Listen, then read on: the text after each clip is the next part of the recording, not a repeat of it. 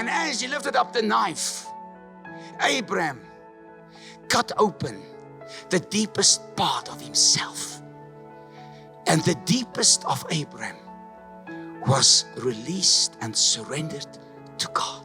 And when that part of Abraham came to the throne of heaven, God called from heaven. He says, Abraham, do not touch the boy. Don't touch the lad. And God said to him, take the boy off the altar.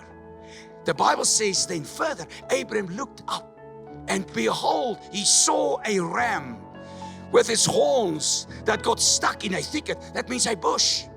And there he saw the provision, and he saw the ram. And he said, God made a provision. He made a way to provide for me, so that I don't have to give my son.